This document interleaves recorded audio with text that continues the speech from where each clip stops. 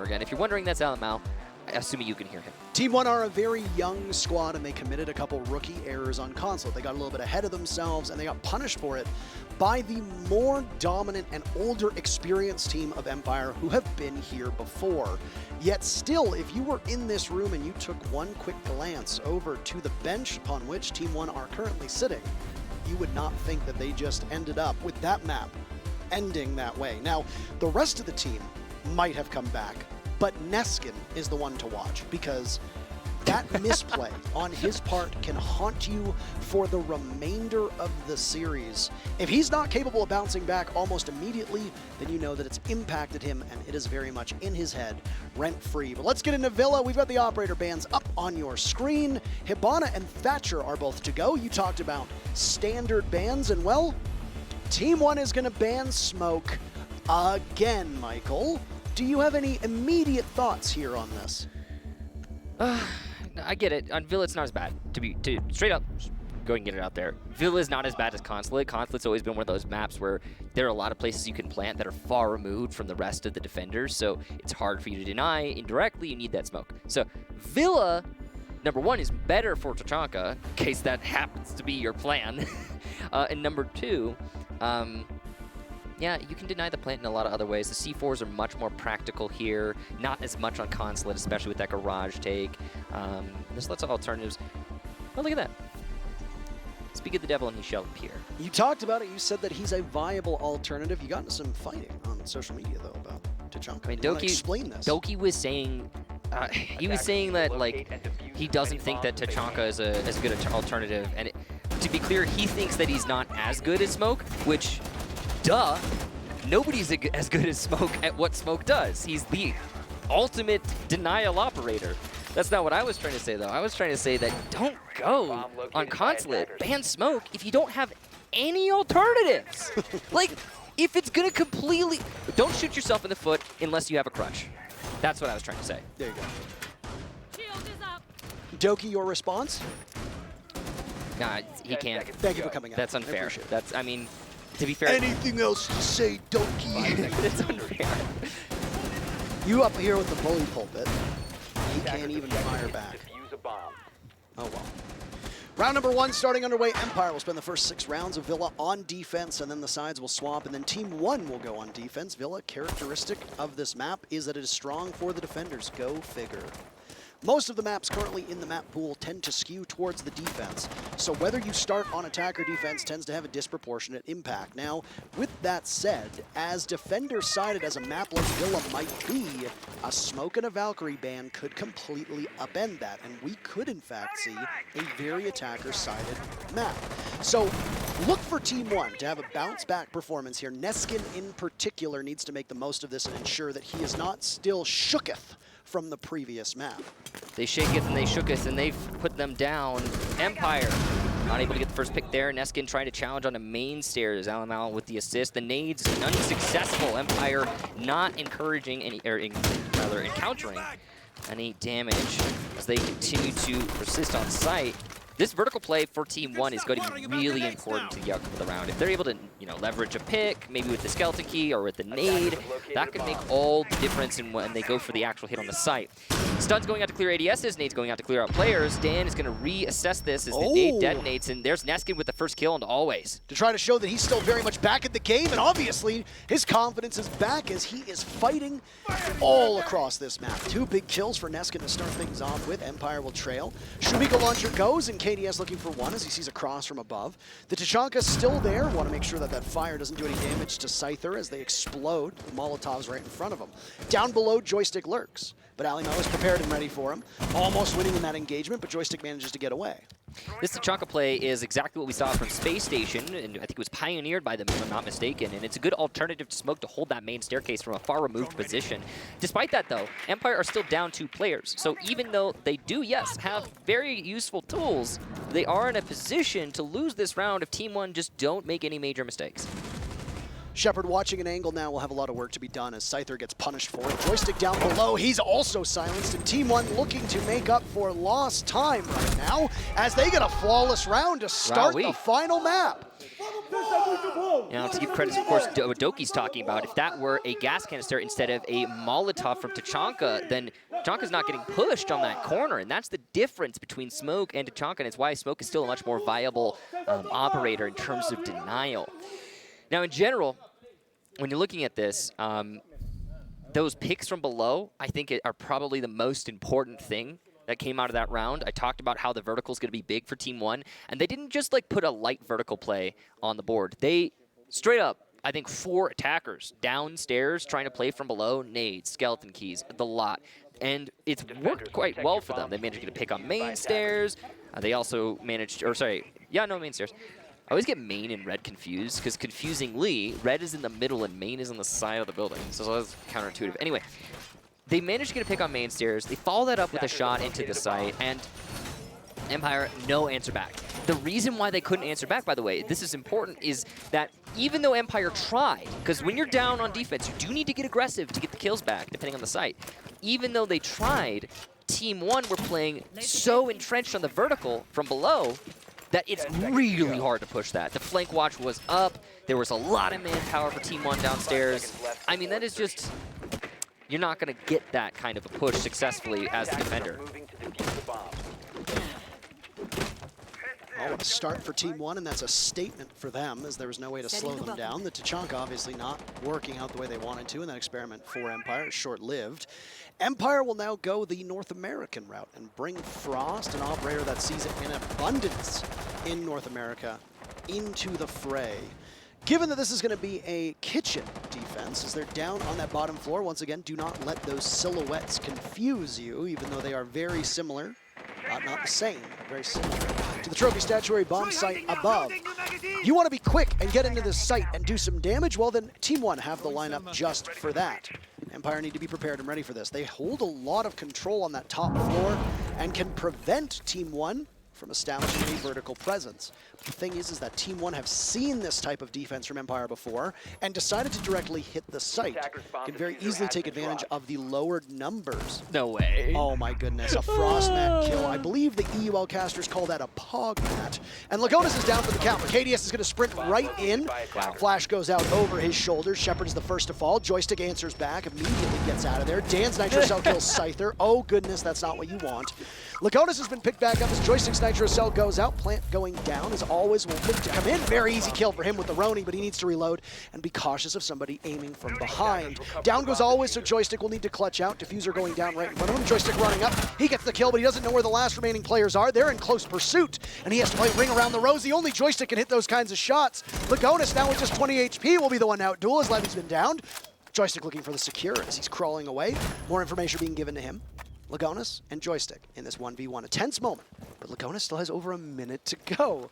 Tons of time for Team 1 to figure this out, but what is Lagonis going to do? He doesn't have access to the diffuser. It's being camped by JoyStiCK, and he knows that. He's going to run on over to Piano and try to move his way back using the drone. This is what happens when you have so much time. So he's going to position that drone in a position where he gets information from his dead teammates. He doesn't necessarily need to use it actively. So that's going to be good information for Lagonis to enter into Memorial. Now he can directly confront JoyStiCK on the 1v1. Lagonis is the one who has to bring the fight to JoyStiCK, but through the wall he tries to engage on. Keep in mind that AK is such a deadly weapon. JoyStiCK doesn't need to do anything. Just play off of this mute here. A single bullet or two at that range from the SMG will be enough to fell this ace. JoyStiCK could even play a little bit more reserved if he wants to, but that's not the way that he likes to do things. Still around the bomb chassis, JoyStiCK takes the fight to him, and Lagonis loses as both of these teams now have 1 round on the board. A legendary 3-piece for JoyStiCK, and he's been the one to step up and perform when Empire needs him most. We talked about this last Playday against BDS on Consulate, where he managed 20 kills. And look at this save. I mean, Team 1 completely lock out Empire from their own site. And I just briefly... okay, enough talking about JoyStiCK and his amazing clutch. I have to mention, Empire, they're not even trying to hold Memorial on a kitchen defense. What? And okay, I get it if you're trying to force a retake, sure. But then your Frost is completely exposed, not expecting a push through Memorial. Sidearm shotgun out, trying to make some holes somewhere. And then, okay, you lose the player, you lose the control, and everything's gone absolutely awry. I mean, I don't know. I've been pointing out that we've had massive gaps in Empire's attack and defense throughout the Playday. It's been really weird to observe because they didn't have these quite as much in previous days through this tournament. I mean, you also have to commend Team One for realizing that there are these opportunities and absolutely punishing them.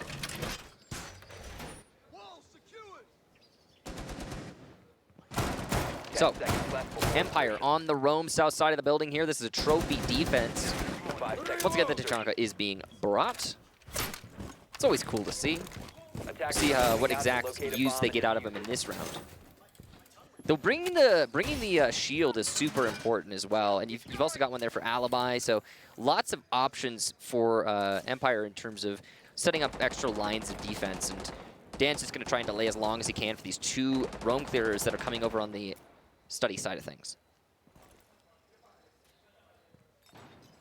I assume that we're going to see a very calm Villa here, Michael, between these two teams as they pay absolute respect to one another, given how close this has been. And yeah, close in terms of maps, but not necessarily in the actual server. Right now, I think you have to give a nod to Empire, because even the one map that Team One came out ahead on over on Villa, and they're going to get a massive leg up, taking Dan down first. Dan is 0-3, but don't expect that to stick around for too long. Was that it was still very close. Empire have been competitive on all but one map thus far. You can't say the same for Team One. Scyther realizing that he's lost his teammate will have to go for broke. Team One looks to reposition. Always falters now as well. And I said that it was going to be a slow matchup, but I guess not. Team One have now taken out 3 players on Empire. JoyStiCK looks to come back to the site, but Mao is prepped and ready for that. Scyther in a 1v4, watching the stairs. Could get jumped on. I don't think they know where he is, but yes, they do. KDS, a great flick. And these teams are just going to trade back and forth. Michael, I feel a close one coming, and it's starting to brew. Yes, sir, it absolutely is. And you can see Team One are very hyped up. I have to make the same observation I made on the kitchen defense, Parker. Make it. Obviously, it went the opposite direction here. We didn't see it because we were watching the roamers, but once again, a light presence on site for Empire. Team One realized there's a light presence on site. They kill the one player that's stopping them from taking site, and then they flood site. It's just weird to watch. And well done to Team One again, realizing they have the opportunity and seizing it without hesitation. I mean, there were 2 minutes left in that round when Team One had effectively already won it. So there you go. Empire will change up the site. They're going to go to Aviator Games. I think this is the right call to, you lose a round like that, just mix it up, change some things around. Maybe try Aviator. I don't know, it's these basic mistakes in coverage that are just weirding me out. Especially, this is the last map of this entire tournament. Yep. Well, Empire have had one good crack at it.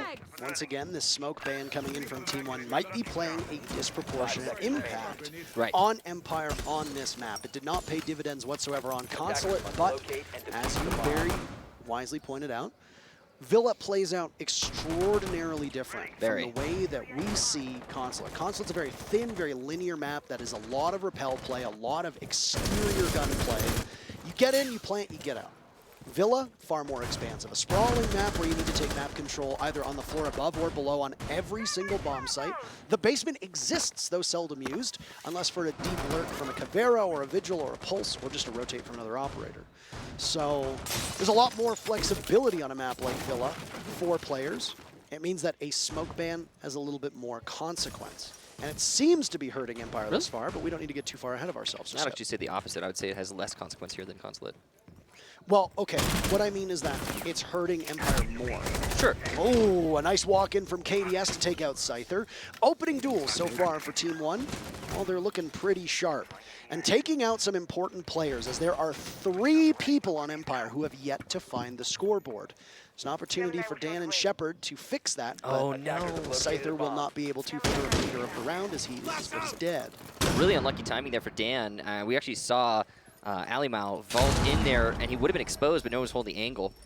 He's going to be on 90 repel now, trying to put in some work, see what he can pick off. Team One have been really good on these opening picks. They're going to continue that trend here. Well, I want to see what's happening elsewhere. We've got the 90 repel. Okay, so this is a study split, actually. Team 1 want to cut off study, prevent it from being used by the defenders. Ooh, down goes Alimau, as I believe he tried to go in below. Yes, indeed. Neskin, though, will get ShepparD, so the answer back is swift and firm. Team 1 maintain their advantage. Neskin having an incredible performance. We don't need to keep referencing back to what happened in the previous map, but a strong play from him is obviously going to bolster his team's chances, and he's got 5 kills to lead the way, tied up with KDS. In fact, he, JoyStiCK, and KDS all sit at the same talent at the moment.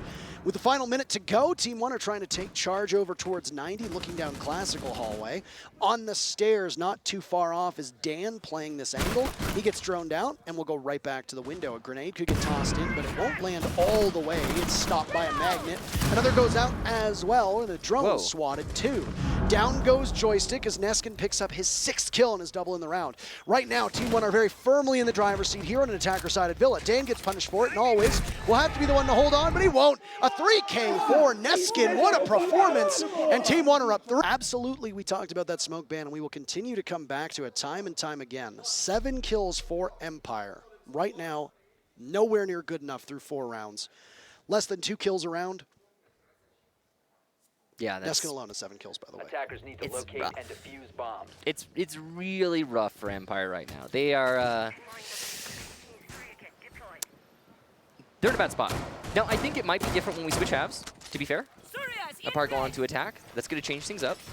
But I also don't think that Team 1 are going to let Empire regain momentum in the second half. I have a sneaking suspicion that when Team 1 switch onto defense, they are going to play incredibly aggro to keep Empire from setting up the way that they're comfortable doing. And because we're likely to see Empire go down in the first half, that's going to be a really tall jump for Empire to make. And I'm not sure if they're going to be able to manage it. No, I completely agree with you. Yeah. I mean, we have seen Team 1 play offense on defense across this entire event. Yeah. They did so against Liquid on Consulate. They tried to do it against Empire a couple times. They definitely did it on Chalet, the brief window that you saw. Yeah. But I just, if you're Team 1, you got to keep that momentum going. And we can never discount this team. They just had a humiliating loss on Consulate. Their map where they could have sealed the deal, and it was a massive rookie mistake that caused them to go to map 5. And you know what? It hasn't faltered them whatsoever. They are still very much in this game, and they picked up right where they left off from Coastline. I would even argue that they're back on Chalet with the dominance that we've seen, but of course we won't know until the sides swap as to whether or not this is just the way that Villa will play out. Slow going here. Empire trying to be very cautious. Now, they did lose some HP on Dan, but for the most part, they're playing it safe. And I understand that. You know, every single round means so much in this map, as it's obviously the last map in the series. They're trying to do their very best to make it as impactful as possible. And Empire, their focus now is on staying alive. ShepparD could do some work with that pulse. So he hasn't gotten a kill yet, so he's trying his best to do just that. In fact, neither Dan nor Scyther nor ShepparD have 3 zeros right now. Yeah, the triple zero. On the Empire, yep. On the Empire side of things, triple zeros. For Scyther, Dan, and ShepparD, these are players who are too good to be performing that poorly. They need to find the scoreboard, and they need to find it quickly, because the utility war from them is not particularly vital and hasn't been very good either. We hit the halfway point, but it sure seems like from the sounds that Team 1 are looking for a knockout blow. And oh my, no! A team kill, Neskin, but at least he collects onto Always. He was going for broke, and he messes up, but that's okay. He still secures it quite well. Down goes the alibi. At least the alibi clone. Dan's still upright. Which one is it? How many more exist? 2 more? 2 more Prismas? Neskin's trying so hard to compensate for the fact that he messed up in the last map that he's accidentally flicking onto his teammates. And I don't know, that's tricky. As Alimau goes down, it's Neskin for his 2nd, technically his 3rd, as he picks off yet another player from above. Those 3 zeros, Michael, become 2 zeros, as it's Dan and Scyther looking to break that curse that's on them right now. Lagonis and Neskin in a 2v3 that very quickly becomes a 2v2. That could become a 2v1. They have them both lined up, and they know the positioning. And there you go, trying to box them out. Neskin looking to not take any damage as he's slowed away by the Melusi Banshee. And JoyStiCK will head back into the site to try and give Scyther some support. JoyStiCK playing off of this panel over by China. And there goes a Nitro Cell over to the A-bomb. Lagonis, a Selma, will look to take out some of that wall. Neskin takes out JoyStiCK and Team One only have to find Scyther, and they'll do just that. A huge round from Neskin, a 4K, technically a 5K with the team kill, an ace if you want to call it that. And boy, he is just making up for lost time. The first half will decidedly go to Team One as they now take 4 of these 5 rounds. Neskin says, if I couldn't do it then, I'll do it now. And he certainly is. 4-1, oh boy, for Empire. They are seriously struggling here on Villa. Definitely seems like a situation where they are just not comfortable. Now, given that scoreline, Empire's going to have extra pressure going on to the second half to succeed on attack. If they aren't able to, oh, that's tricky. Attackers need to locate I mean, and this could defuse be a bombs. much more one-sided map than the consulate that we just watched. Team Emperor find themselves in hot water right now, so Yep. you don't want the temperature to rise too much more, or else they'll be boiled alive. But it looks like they are being just that right now, Parker. As I mean, frankly, that defense downstairs, and again in kitchen, there's a lot of things, right? My main focus for the kitchen defense for Empire is their distinct lack of memorial control. It's such an integral part of the site, and almost every round where Team One's attacking kitchen, they get memorial practically for free. 5 seconds It's to go. It's not what you want to see. I mean, frankly, Attackers are moving out at to this locate level, a bomb and defuse it. it's odd to see. There are so many distinct instances of Empire not holding where Team One pushes. So there's 2 things going on there. Negligence for Empire and Team One realizing and taking full advantage. And that's been the main story for how Team One are taking rounds through this entire series. So much confidence right now in the way that Team One look and the way that Team One play. Boy, I mean, just try not to be a armchair psychologist here, but based on what we see at Empire, you can never tell what they're feeling, because almost never do they have a look of joy unless something goes really, really right. They are very stoic in everything that they do. And I mean, they managed to come back against BDS, and they've come back against other teams time and time again. The mental fortitude plays a huge role for Team Empire, and right now, Team One are showing that they are just as capable of doing that, given how heartbreaking that last map was. Ooh, Dan. He's looking for his first kill. Very dangerous the way he's playing this. Aggressive on 90 is not an easy thing to pull off, but Dan might be able to. Good information there on the roam clear over by Master. That's relayed to these roamers for Empire. This is, of course, the last defense for Empire in regulation, and they're going to have to switch on to attack after this round. It really does have a lot of weight. A 4-2, that's not too bad. If this is a 5-1 for Team One, I am terrified going into the second half if I'm Empire. Yeah, absolutely. I mean, we've seen so many 5-1s happen, Michael, that it seems like it's almost standard. Yeah, I mean, it's going to happen. It's so obvious at this point, and forecasted, whatever you want to call it. Prognostication. Are we not the prognosticators in chief? We are just that. It's our job, Parker. Absolutely. So, Team One right now looking for yet another round. 1 minute to go for them to get their wagons in order, circle those wagons, begin their assault on the bomb site. Empire have stayed alive and not forfeited a pick longer than most of the rounds thus far, which is a good note for them to end this half on. Yeah, all they need to do is wait a little bit longer because the time is starting to dwindle. And, oh, it's the first pick. There it is, and another for Team One. Oh my goodness. Team One looking absolutely unstoppable at the moment, and Empire are struggling mightily. This is not the position they want to find themselves in. That smoke ban paying dividends right now. Empire realize at this point that they need to get real aggressive, real fast. A Selma goes out. Scyther needs some backup. Dan sees one on Repel, but he can't hit the shots. The perspective works in favor of Ali Mao, who's only got 1 HP. A flawless round could be lined up. Always says no, but Team One says yes. And it's a 5-1 half as they're 2 rounds away from being major champions. Team One are carrying this momentum all the way to the bank, Parker. They need only 2 more rounds. And that is all she wrote. It's so close, and Empire look absolutely flustered. I mean, not literally, you can't tell, but the way they're playing looks like they're flustered. They're missing default setups. They're holding lanes poorly. When they get aggressive, it's not working out for them. So you can tell that Empire's trying to adjust. They're trying to say, okay, this isn't working. Let's try this. Okay, that's not working. Let's try this. You know, it's the constant rotation of what are we going to do? How are we going to change things? And none of it's working for Empire. However, now we switch sides. And with that smoke ban still a factor, the defense is definitely at the disadvantage. It's such an impactful ban in general.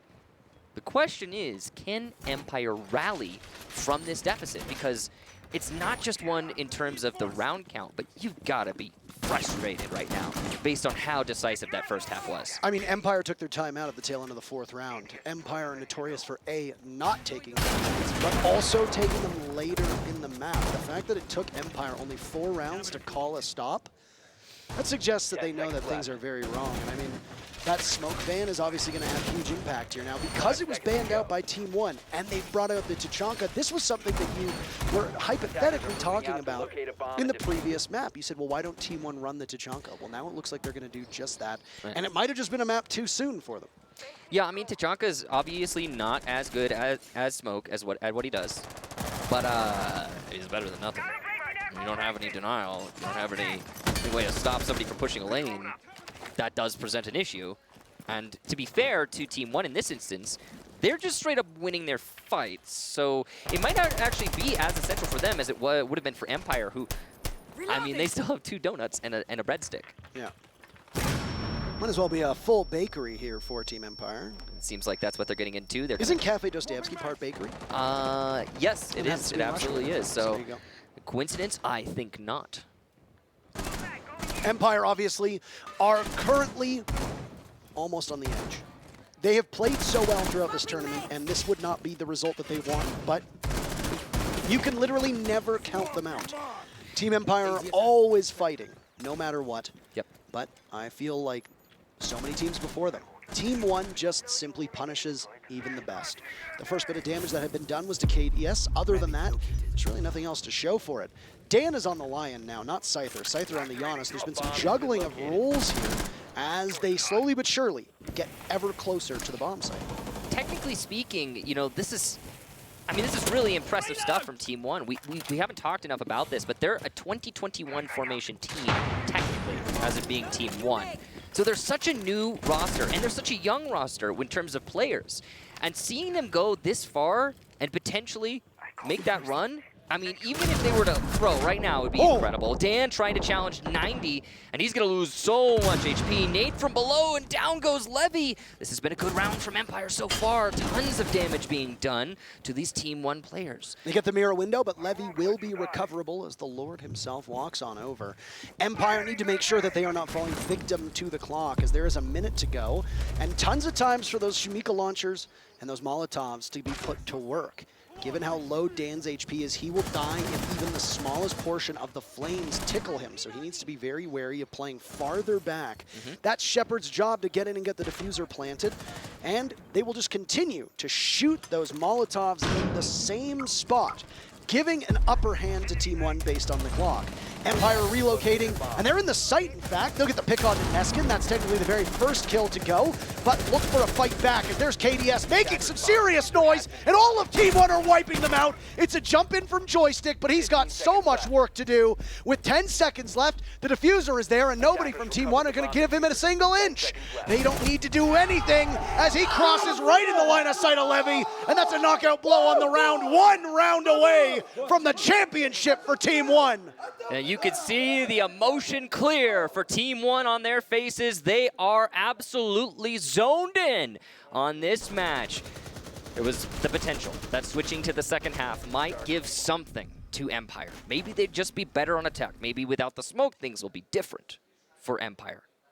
But it is safe to say at this point that they are struggling, regardless of the side and regardless of the operators available. Empire are just not in it right now. They had firm control of the plant position. They read the Tachanka play correctly. They planted in a different location, but they just couldn't hold the push, the retake from Team 1. It's that simple. And it's really odd to watch for Empire, but equally impressive to watch for Team 1. As I was trying to mention earlier, there was a lot of action going on. Team 1, technically speaking, formed this roster on this org in 2021, I believe, earlier in the year. So they're very new as far as teams go. And nobody had them going this far in the bracket. Nobody had them, I mean, getting this far in the playoffs. I don't really think a lot of people had them getting to the finals. And yet here they are, 1 round away from beating the legendary Empire. And Empire, on the other hand, really struggling. I mean, just, wow. If they end this with still 2 donuts, that's on them, man. Yeah, I mean, what do you say about it, realistically? This has been not a shocker because of how good Team 1 has been, Michael. I mean, they've been good. They've been real good. They've been playing some of the better Siege that I've seen in a while, and the reason I say that isn't because of the structure. It's not because of the coordination. It's not because of the individual player skill. It's because of Team 1's ability to seamlessly, and without anyone even noticing, transition between their strong points, those ones I just referenced. They're all good for Team 1, and they can use whichever is necessary as the situation requires it. They are one of the more dynamic teams in all of Siege. And Lagonis taking some fire, or JoyStiCK rather, taking some fire from Lagonis. And Empire don't get the start that they want. Dan is in hot pursuit of the 3 different players from Team 1 who are all down below. This is where you really need to stick to the plan that Empire has, if there even is one here. Kitchen defense for Team 1. Empire are the defending major champions. They won the Raleigh Major, and a Nitro cell from Ellie now goes off. Down goes JoyStiCK. He has been the lone strong performer thus far from Empire. That does not bode well for their chances with half of the round to go. Still some time for Empire, as you mentioned, but I don't know, Parker. This roam is still upstairs for Team 1. They're still trying to stop the push, and if they can't even get the clear, it's going to be hard for Empire to take the round. What are you doing? That's the real one, Michael! You're just walking in! This impressive run from Team 1 looks like it might be drawing to a conclusion in all the best ways. 2 bodies for Empire to find. They won't get one, though. ShepparD trying his best to keep his team in it. He and Always will need to work in tandem to try to stop this Brazilian menace that has foiled every team along the way. And they're doing a good job of fighting back, though Team 1 still has the advantage for now. With a minute to go, Empire have to hang on, and they have to bring the diffuser into the site. They've got control above. ShepparD is low on HP, but Always and him are aligned, and they've got map control that they need. Here comes the vertical play from ShepparD, the 1 breach that he had left, and he needs to get a pick off of this, or they're just going to have to funnel into a disadvantage in terms of manpower. You also have Alamau on the roam. That's going to be a major factor later in the round. The fact that he is going to be down there as a nuisance, where they won't see him, they won't know he's there, and Empire don't have the bodies to commit to a flank watch. When ShepparD goes to get that diffuser down, Always will need to be the one to watch for the remaining 3 players from Team 1. It took about a miracle for Team 1 to get here, and with Always taking some more damage, it looks like Team 1 have it within their grasp. A small entry point for Team Empire to get in, and they'll fight back and forth. Levy doesn't see it. Down goes Alimau. All it is Lagonis in a 1v2, as Empire need to get that diffuser down. 5 seconds left, but it's been surrendered. And do you believe in magic, Michael? Because I do, and Team 1 does, as they win the Mexico Major. Parker, they are that team! What a win for Team 1! They go all the way! Almost eliminated in groups, but they carry it to the finals, and they get the dub.